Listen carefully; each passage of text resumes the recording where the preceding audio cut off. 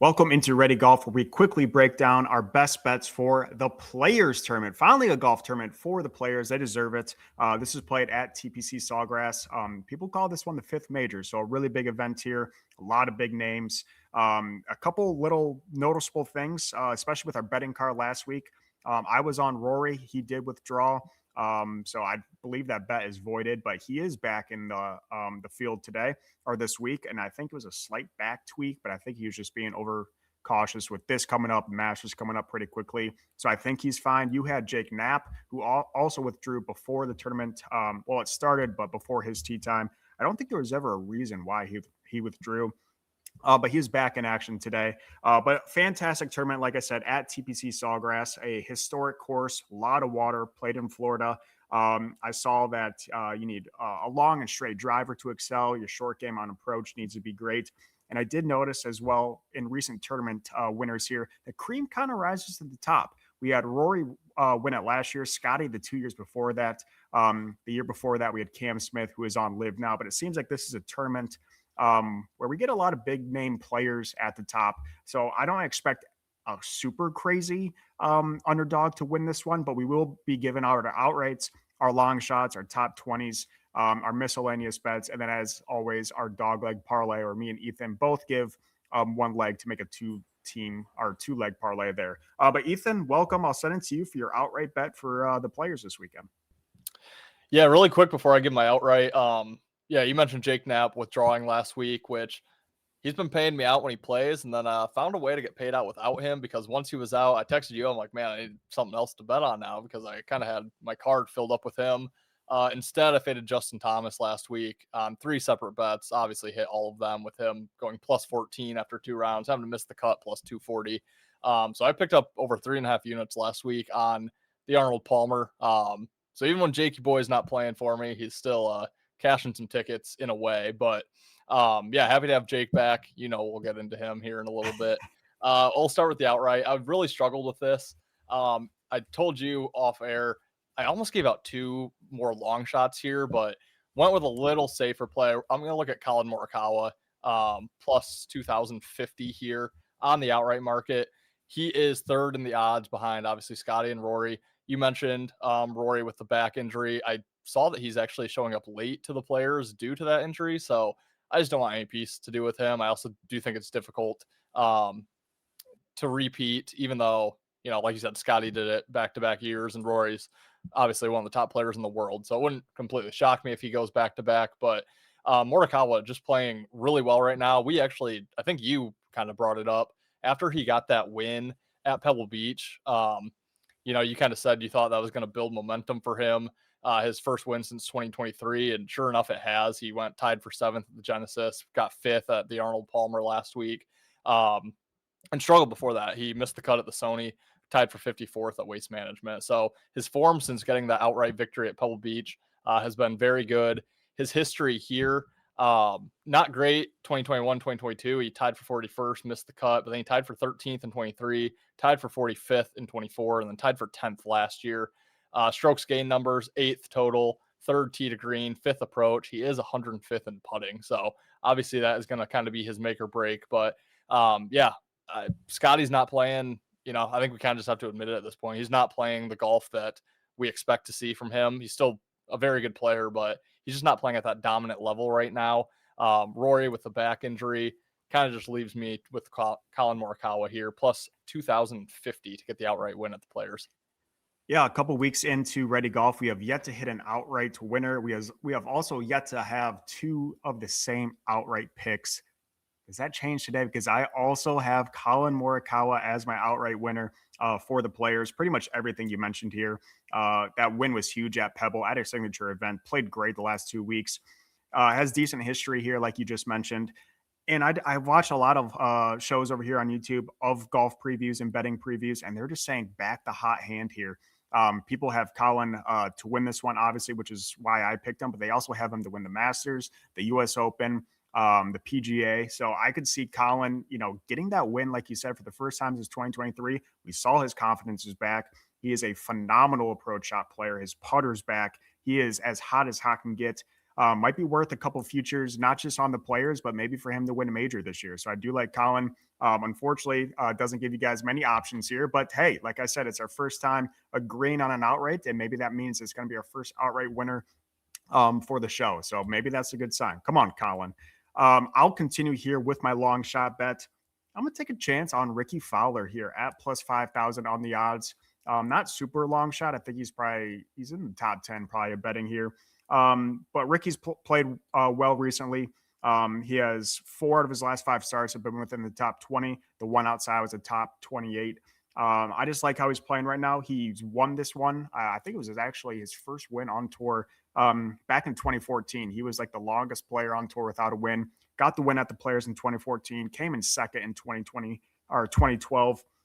Besides that, kind of been up and down at course history, but I do really like how Ricky's playing right now. Like I said, he's won it here before. I think it's worth a shot taking Ricky Fowler to win plus 5,000 odds. Yeah, like that pick. He had a good week last week. I was paying pretty close attention to him because he was a guy I considered fading going into the week. So glad I didn't do that. But I'm looking at a guy similar price range, plus 4,400 here. I'm going to go with Chris Gotterup. His history here is not great. Last year he missed the cut, but his form, he won at the Sony, won Waste Management, tied for 18th at the Farmers, tied for 37th Pebble. He did miss the cut at the Genesis, but then tied for 18th again at Arnold Palmer. And he was one of my bets last week. I had him in a head-to-head against Justin Thomas. Couldn't have been easier. And Gotterup actually bogeyed 16 on Sunday, double bogeyed 17, and then parred 18, I believe. So he dropped 3 strokes there in the final 3 holes and still finished tied for 18th. I believe he was in the top 5 before, he kind of melted down on the final stretch there. So, yeah, plus 4,400. Strokes gain numbers, 10th total. Tee to green 4th, approach 27th, putting 106th. So similar kind of there to Colin Morikawa, where, the putter, at least according to the numbers, lacking a little bit. But in this field, a guy that's already found a way to win twice this year. I wanted to give up my boy Jake in this spot, but I trust Chris Gotterup a little bit more. He's a guy, obviously, like I said, he's won at the Sony and Waste Management this year. He knows how to get there, get the win. Plus 4,400, playing really good golf. I like Gotterup as my long shot. Yeah, like a guy who can smack it off the tee, especially on this course where it seems to reward you when you do that. My top 20 placement bet, I'm going to go with Adam Scott here, the Aussie, plus 240 on the odds. Again, make sure you get included ties. You don't want to mess around with that dead heat stuff. But he's played great his last few tournaments, finishing tied for 4th at the Genesis, finishing tied for 11th last week at Bay Hill. Not the greatest recent history at this course. 5 straight trash performances at the Players since COVID, with 2 missed cuts, a 45th, a 48th, and 71st. So not fantastic. But pre-COVID, I know we're going back a little bit of time. He has 4 straight top 12 finishes at the Players, 12th, 11th, a 6th, and a 12th again. I like how he's playing right now. Hopefully we get the pre-COVID Adam Scott history at this course. I am a little worried about him struggling here, but I like his recent form. I like Adam Scott to, maybe battle there for a maybe outright there. But I like him top 20 again, plus 240 on the odds, including ties. Great price on Adam Scott. I'm noticing the top 20 market, the prices seem to be, kind of hard to believe this week, which probably means I'm going to lose them all. But obviously I'm going back to Jake Knapp here. Hasn't played the last 2 weeks. And that's kind of why I favored Gotterup in that long shot other than Knapp. But I'm not going to go all the way through it like I have every single week, but obviously his form, he's tied for 11th or better in all 5 tournaments he's played this year. His course history here, he tied for 45th in 24, tied for 12th last year. Strokes gained, he got better by not playing last week. Obviously a very tough course.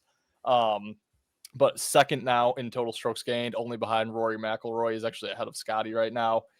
Tee to green 11th, approach 32nd, putting 4th. Just can't ignore this guy. Plus 174 for top 20, including ties, with good course history, with good form, with good numbers. Again, a little bit nervous with the withdrawal last week and not playing the previous week prior. But I just got to keep going to him. Jake Knapp, you can get plus money on top 30. I like him to win outright, 49 to 1. I think playing Jake Knapp, at this point for me, I have to find a way to do it until he loses a few for me. Yeah, I don't hate that at all. He, I think, has 5 straight top 11 finishes, top 12 finishes. So he's on fire. I am a little I don't really know why he withdrew. Maybe we'll figure that out in the next couple of days. But yeah, I don't hate that at all. I'll go on to my miscellaneous bet. Again, this can be absolutely anything on the board. I'm just going to go for a fun bet here. This is on FanDuel at plus 175, the most iconic hole probably in golf, the Island Green on 17. Anytime hole in one for the entire tournament, plus 175. Is it going to hit? I have no freaking idea. I don't have the stats on it, but nothing's better than hoping for a hole in one on that Island Green. Again, plus 175, worth a couple bucks. Just an all around fun bet. I absolutely love it. Absolutely love it. And that's for all 4 rounds, right? Yep. Yeah, absolutely love that. I'm going back to a familiar face here for my miscellaneous. I'm going Corey Connors, but this week I'm going to take him top 40. He did cash top Canadian last week in kind of crazy fashion. He led Nick Taylor and Taylor Pendrith days 1 through 3. Started to blow it on day 4. I think I might have texted you about it. I was getting pretty upset. And then Pendrith, of all people, had the lead, bogeyed 16, 17, and 18, and Connors got him by a stroke. So cash that. Nice ticket. That was like plus 150 or something. And at plus 110 for a top 40. Again, I think you can take him top 30, top 20. But I'm just going to be more safe with it at plus money. His history on this course is great. 7th in 2021, tied for 26th, 2022, missed cut 23, tied for 13th, 2024, and tied for 6th last year. So again, really nice course history, which is kind of why I looked at him last week at the Arnold Palmer. His current form isn't great, but he does have 3 finishes within the top 40. He tied for 24th at the Sony. He did miss the cut at the Waste Management, tied for 70th at Pebble, and then tied for 37th Genesis, 33rd last week at the Arnold Palmer. Strokes gain numbers, not even going to sugarcoat it. They're not good. But yeah, just a guy that, when it gets to these tougher courses, he's known to compete at the Masters. Obviously Arnold Palmer, he has good history here. I just look for him in some of these big tournaments. I think you get some really good numbers on him because, he does play and compete with the likes of Scotty, Fleetwood, Rory, Xander, some of these guys that have the big names. He just goes a little bit under the radar, but I think in these big fields here, these big tournaments, I like Connors numbers, top 40. I think it's a really, really nice bet there. Yeah, just keep backing the guys that win you money. That seems like a good strategy here over in the PGA. On to our dogleg parlay that started the season off hot, starting 2-0. We have yet to find a win since then, but now's a great time to pick up a parlay win. My leg for the dogleg parlay, I'm going to go Ludwig Oberg, top 30, including ties. That's at minus 122 over there on DraftKings. Played great last week, tying for third. Tied for 20 the tournament prior, then tied for 37th. So I think he's kind of figuring out his stride a little bit. He's figuring out the driver. He's a very long driver, usually a pretty accurate driver. His 9 of his last 10 rounds have actually been really great. He started the season off slow, like I said, that tied for 37th. But I think it's a really good course for him. His course history last year, not fantastic, missing the cut. But the year prior, tied for 8th. At the Players. So just based off his recent history or recent form, and then his its history of finishing in the top 10 at least one time. I like Ludwig to have a big weekend, so give me him top 30 as my dog leg parlay leg here. What about you?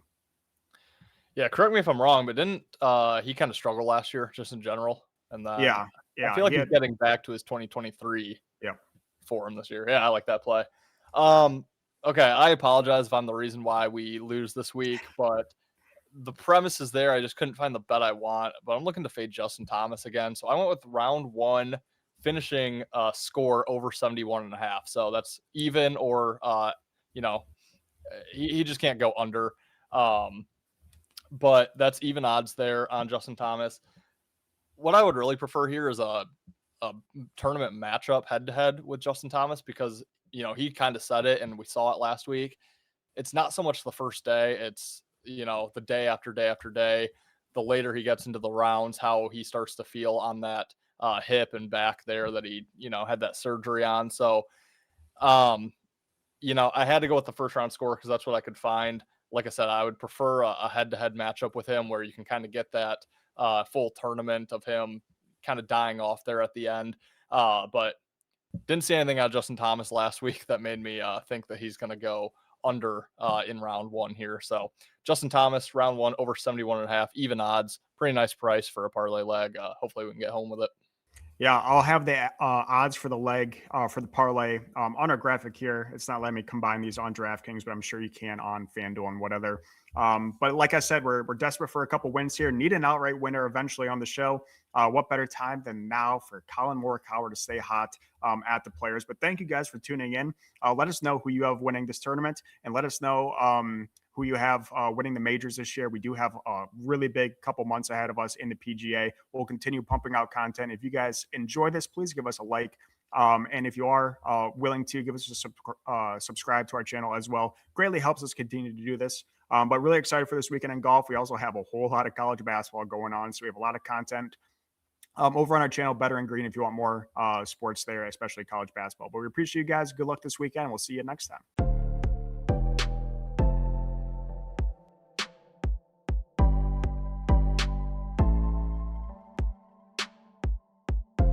Welcome to Better and Green, eh? To Better and Green, eh? To Better and Green, eh? Listening and cash out, that's what it's all about. Come on, let's make cash now. We always on spot and we cover old spot from the bottom to the top. Hey, shout out to Ethan, shout out to Wyatt, shout out to Ben. Welcome to our podcast, Better and Green.